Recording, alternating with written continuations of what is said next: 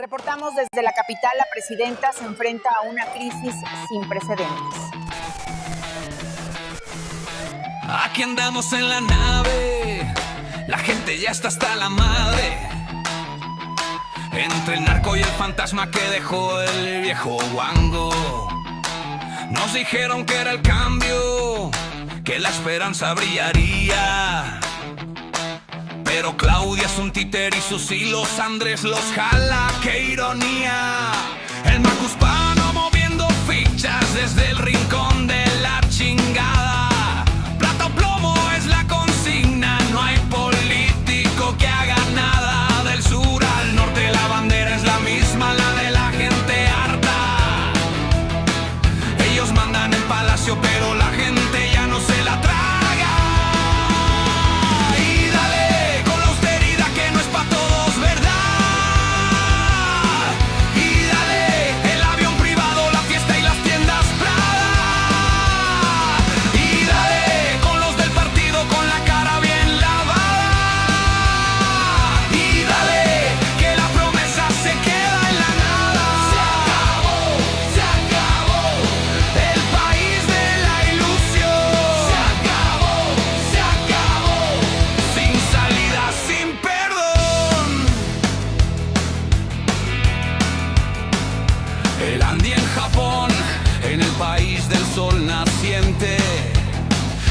El pueblo se parte, la madre iba al trabajo en el transporte deprimente.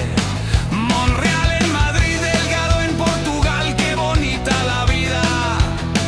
Y la austeridad, mi hermano, se quedó en la despedida.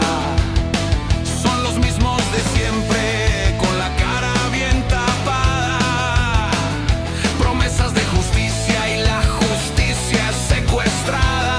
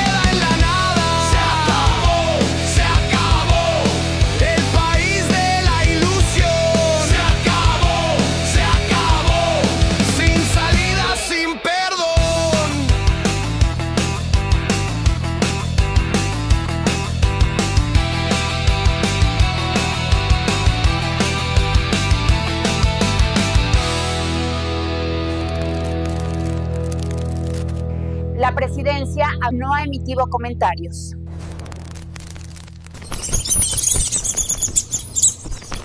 No somos iguales. Chino, te necesito la defensa. Juaco, no hay mejor tirador. Perla, mi perla. ¿Estás dentro? Chío, mi cañonera favorita. Venga. Pollo, Pelas y tú, Marmota. Chavos, ya tengo mis seleccionados. A ver si para la próxima.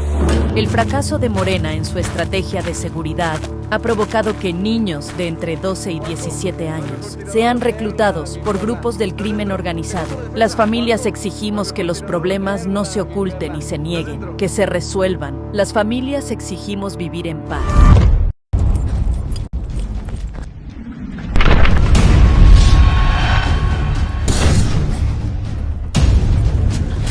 ¡Ayúdame!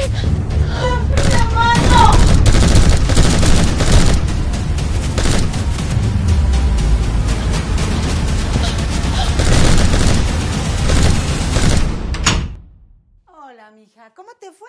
Pues bien mal. Este no es el futuro que merecemos. Merecemos que la inseguridad no se normalice. Desde que Morena nos gobierna, 44,815 mujeres han sido asesinadas. Las familias exigimos vivir en paz. Carmen Tellez Garcia is a Mexican journalist politician. She grew up in Ensenada, Baja California, where she launched her journalism career at age 17 in local media in Sonora, reporting on topics such as toxins and public health. At age 26, she became the first woman to anchor a primetime newscast at Televisión Azteca, and she's been known for investigative works exposing corruption, organized crime, and abuses of power. How appropriate is that for a Mexican legislator? Tellez entered the Senate in 2018 under Morena, but then she switched the PAN. I can't overemphasize how unusual that is. In the year 2020, where she continues her legislative work. As a senator for Sonora, she is focused on issues including transparency, anti-corruption, rule of law, security, and defending freedom of expression. Couldn't be more important now.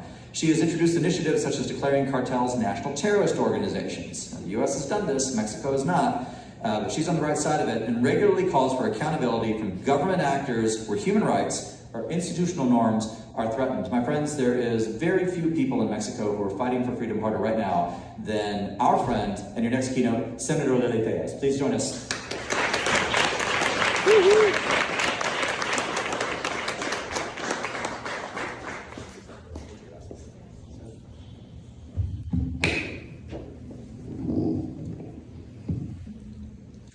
Distinguished members of the Heritage Foundation, esteemed guests, ladies and gentlemen, I extend my sincere gratitude to Kevin Roberts for the invitation to address this highly respected forum, one that is so important for the future of our shared values.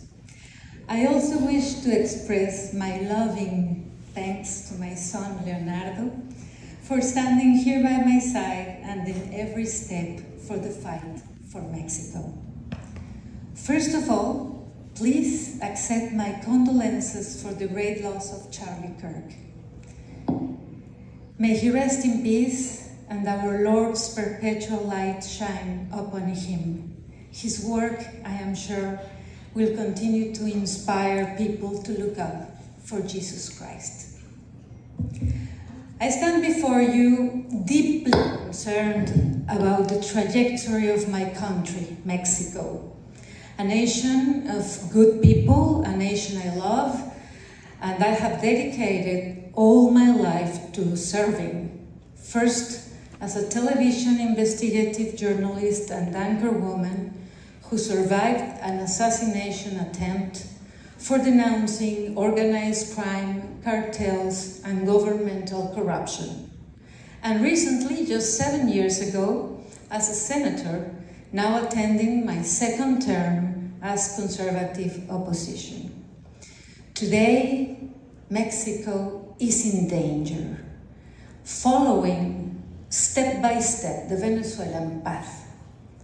The radical left regime threatens to undermine the very foundations of the partnership between our countries and jeopardize the stability of our shared region. For the last 3 decades, we believed Mexico was finally ready for genuine progress. As a democratic nation, we pursued market-based reforms and opened our economy to foreign investment. We were striving to build a republic where no one held absolute power. NAFTA was a culmination of these efforts. It was more than a trade deal, it was a symbol of a shared vision for an integrated and prosperous North America. But the dream of Mexico as a responsible partner in the free world began to fade under the radical left government of Andrés Manuel López Obrador, who began dismantling, undermining the rule of law and forging ties with cartels. He began dismantling democracy. Now we have a crisis that is not merely domestic, but a direct threat to the security of the entire hemisphere. The Latin American left gains power. Authoritarianism, statism, and collusion with cartels are unfolding with an alarming clarity in Mexico. The gradual but relentless erosion of liberty and the rule of law are transforming Mexico from a republic to a one-party regime that ruthlessly silences dissent, destroys institutions and fundamental rights, and concentrates power in corrupt politicians who have jeopardized the justice system, turning it into a tool of political repression that targets not only political rivals, but journalists, activists, priests, and anyone who dares to speak truth to power or expose their ties to criminal organizations. This is not a matter of isolated incidents. President Claudia Sheinbaum leads an active and deliberate destruction of democratic institutions. She displaced, with an illegitimate majority of Congress, the most experienced and independent judges from the top of the Supreme Court to the lower courts, replacing them with loyalists and cronies appointed through fraudulent elections with appallingly low voter turnout. The result is a judiciary that is no longer impartial, objective, and committed to upholding the rule of law, but somewhat beholden to the ruling party, a puppet court to serve the president as an autocrat, not to serve the people. The new judiciary got into power violating the Constitution, just like it happened in Venezuela. Just like it. It is not an exaggeration to say that Mexico no longer possesses a genuinely independent judiciary. The situation may worsen in the months ahead. The president will pursue further reforms, including a deeply concerning electoral overhaul to increase government interference and make it far easier to commit fraud, ensuring her party's perpetual and ending fair and competitive elections. Morena Party is full woke ideology. It's illegal in Mexico to say that a man is a man even under woman's clothes and makeup. If you say so, you get fined and kicked out of politics.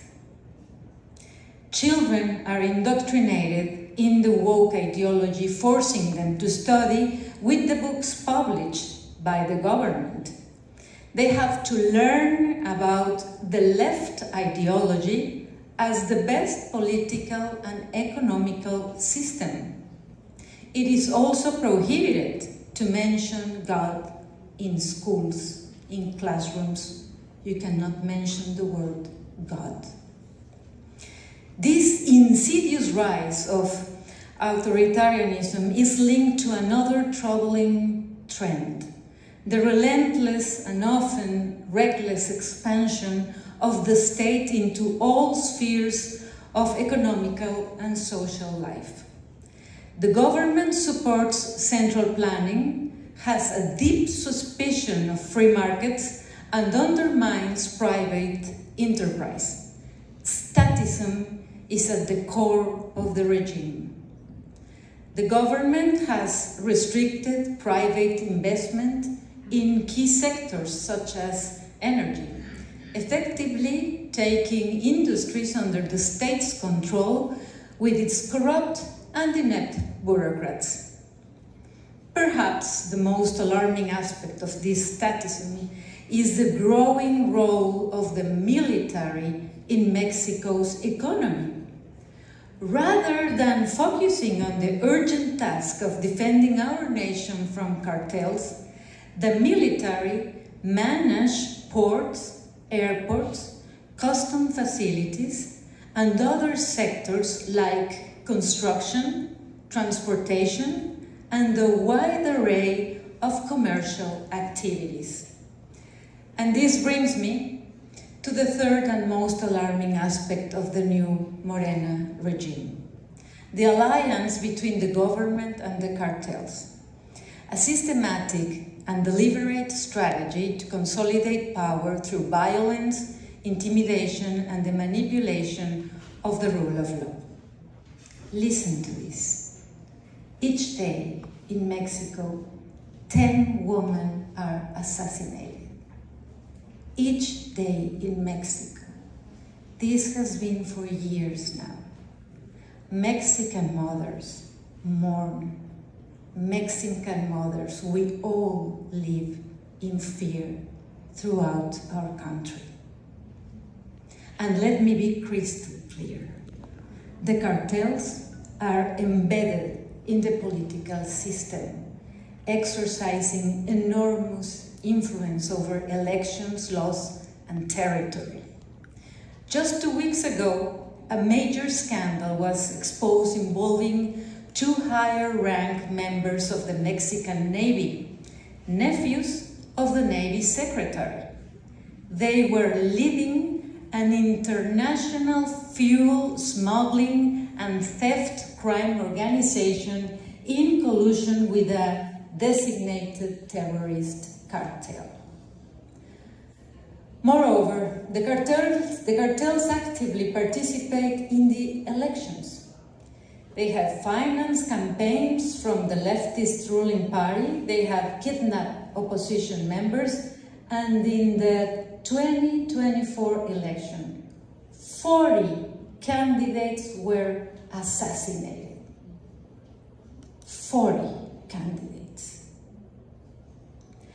At least 4 governors are now facing credible accusations of collaborating with the cartels, and even the leader of Morena in the Senate is linked with a cartel.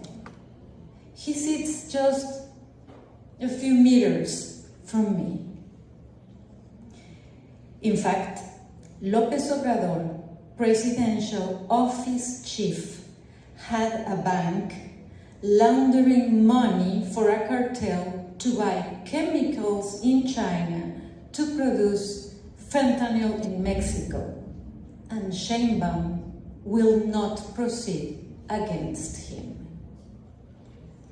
The lines between government and organized crime have blurred, and cartels operate with impunity and terror. In this increasingly blear landscape, there was one moment of clarity, a game changer that at least partially shifted the dynamics. The new policy from President Donald Trump toward Latin America. President Trump, unlike many others in Washington Biden's administration, recognized the gravity of the situation in Mexico and understood the dangers posed by the cartels, not only as the main culprits behind flooding the United States with fentanyl, but also as a destabilizing force threatening the security of the entire hemisphere. He took a bold and decisive step, designating the Mexican drug cartels as terrorist organizations. I have tried 3 times to pass a bill at the Senate to designate cartels as terrorists. 3 times, from years ago. But López Obrador and Claudia Sheinbaum ordered the Morena senators to vote against it. Why? Because they are narco-politicians. Trump's decision sent a clear message to the Mexican establishment, exposing the complicity of members of the Mexican government and forcing the new administration to take at least some steps to combat cartels. This pressure from the United States had some results: the extradition of dozens of drug lords to the United States, and finally accepting the United States intelligence capabilities in Mexico to go after these organizations. It seems to be a great result, but far from it. These are just baby steps in such an enormous criminal context that's known as a narco state. I firmly believe that millions of Mexicans welcome and value the United States support in the fight against these narco-terrorists. Without this assistance, we would remain at the mercy of a Mexican government that already had turned its back on its own people. However, allow me to be somewhat skeptical. I do not think these measures will be enough to fundamentally halt Mexico's downward drift. The underlying problems, authoritarianism, statism, corruption, and collusion with cartels, remain deeply entrenched in Claudia Sheinbaum's regime. She is just the continuity of López Obrador. The López Obrador era is not finished yet. Claudia Sheinbaum is his puppet, and even more, she is happy to do as he says. The Mexican regime, despite making some concessions to the Trump administration, views these measures merely as temporary obstacles to its long-term goals, establishing an anti-democratic, anti-capitalist, radical left and pro-criminal regime right next door to the United States. This is why it's so crucial that in the incoming USA-MÉXICO negotiations, democracy and rule of law are incorporated as non-negotiable commitment from Mexico. Claudia Sheinbaum must understand that being part of North America's economic community comes with the responsibility to permanently ensure hemispheric security, actively defend democracy, and promote a competitive capitalist system. We conservatives on both sides of the border must work together to ensure that our shared values are protected. The battle of the right in Mexico is as crucial as the one taking place in Europe and the United States. But the Mexican left is far more serious and dangerous. It holds real and great power. And politicians have an alliance with cartels. Just look at one state, just one state. There are many like this. Let's take Sinaloa, for example. The whole state is run by narcos, and López Obrador and Claudia Sheinbaum were really angry when the United States got its major drug lord, and they even said that the violence was provoked by the United States for capturing this drug lord. In reality, it's the other way around. The violence is provoked by the government of Morena, who don't capture the criminals and don't capture the big narco leaders and the narco politicians who protect them. Yet there is hope for Mexico. There is a resurgence of the right, not among the political elite who have historically proven cowardly and prefer to navigate the politically ambiguous center. The resurgence of the right is taking place among the new generations. In the generation of my son, in those young Catholics who are sick of professing their faith in silence, in the men who are tired of being humiliated by radical feminism, in the families who are concerned by the indoctrination of their children, in the entrepreneurs who perceive the attack against meritocracy as an existential threat, in the victims of the cartels who desperately cry out for order. We Mexicans are, at our core, people of family values, Christian faith, and of a meritocratic spirit. It is for these reasons that voices such as the ones from J.D. Vance, President Meloni, Isabel Díaz Ayuso, Javier Milei, and Bukele are beginning to create fissures within the dominant discourse of the left in my country. Yes, the Mexican right is listening and it's beginning to articulate itself. We have to stop Mexico from becoming the next Venezuela. Right now, Mexico is not a republic anymore. Just watch the destruction of the institutions, the absence of the rule of law, the statism. Just observe the help and the admiration that Morena promotes for Cuba and Venezuela. Under Morena, Mexico has become one of the most violent and corrupt countries in the world. I hope our countries can work together against crime at a major scale. I ask the United States government to let us know the names of the narco-politicians. Our people should know at least who are identified by the United States authorities so we can organize social pressure over them. I can assure you there are many of us who are fighting for freedom, life, justice, for Republican institutions, for the rule of law. We are fighting for peace. We are in front of the radical left monster and their allies, the cartels.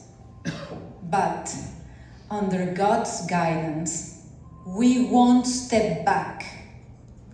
We are fighting for Mexico. Let this be known to our good American neighbors.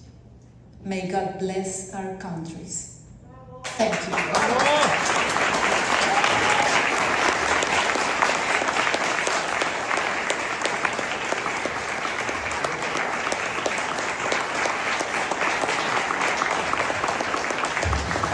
Senator Lily Reyes. Is that some bravery and truth-telling or what? We could use a lot more of it in both Washington, D.C. and in Mexico City. We're so grateful to the senator for coming and also... Reportamos desde la capital, la presidenta se enfrenta a una crisis sin precedentes. Aquí andamos en la nave, la gente ya está hasta la madre. Entre el narco y el fantasma que dejó el viejo guango. Nos dijeron que era el cambio, que la esperanza brillaría. Pero Claudia es un títer y sus hilos Andrés los jala, qué ironía. El macuspano moviendo fichas desde el rincón de la chingada. Plata o plomo es la consigna, no hay político que haga nada. Del sur al norte la bandera es la misma, la de la gente harta. Ellos mandan en palacio pero la gente ya no se la traga. Y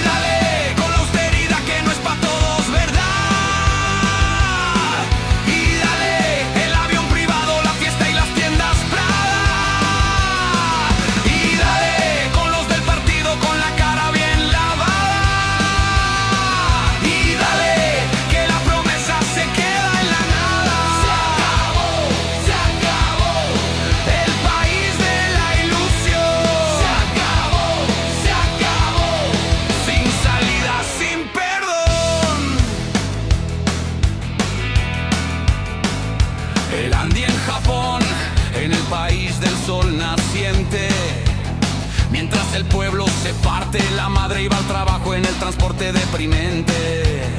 Monreal en Madrid, Delgado en Portugal, qué bonita la vida. Y la austeridad, mi hermano, se quedó en la despedida. Son los mismos de siempre, con la cara bien tapada. Promesas de justicia y la justicia es secuestrada. Adán Augusto y la barredora, pactos bajo la mesa. El poder de la mafia se come a la nobleza. Y dale con la austeridad que no es pa' todos, ¿verdad? Y dale el avión privado, la fiesta y las tiendas Prada. Y dale con los del partido con la cara bien lavada. Y dale que la promesa se queda en la nada. Se acabó el país de la ilusión. Se acabó, sin salida, sin perdón. Y por si fuera poco, el güero del norte, Mr. Donald Trump, amenaza con aranceles y un crack boom, y la frontera no la brincas. La presidenta se dobla, el viejo la regaña, mientras el país se desangra y el pueblo sufre con la maña. Somos rehenes de dos fuegos, no hay escape, no hay salida. ¿Y quién gobierna en esta farsa? La mentira es la partida. Y dale con la austeridad que no es pa' todos, ¿verdad? Y dale el avión privado, la fiesta y las tiendas Prada. Y dale con los del partido con la cara bien lavada. Y dale que la promesa se queda en la nada. Se acabó el país de la ilusión. Se acabó, sin salida, sin perdón.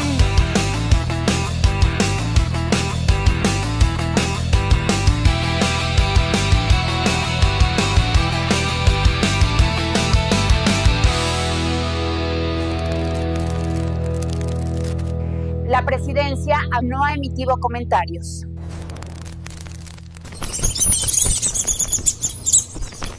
No somos iguales. Chino, te necesito la defensa. Juaco, no hay mejor tirador. Perla, mi perla. ¿Estás dentro? Chío, mi cañonera favorita. Venga. Pollo, pelas. ¿Y tú, marmota? Chavos, ya tengo mis seleccionados.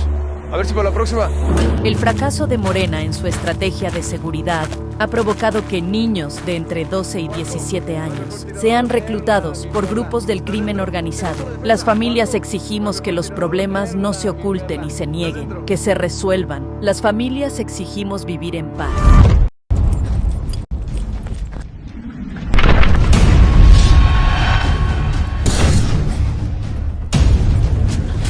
¡Ayúdame! ¡La mano!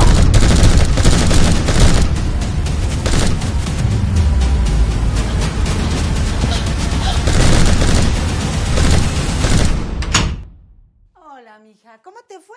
Pues bien mal. Este no es el futuro que merecemos. Merecemos que la inseguridad no se normalice. Desde que Morena nos gobierna, 44.815 mujeres han sido asesinadas. Las familias exigimos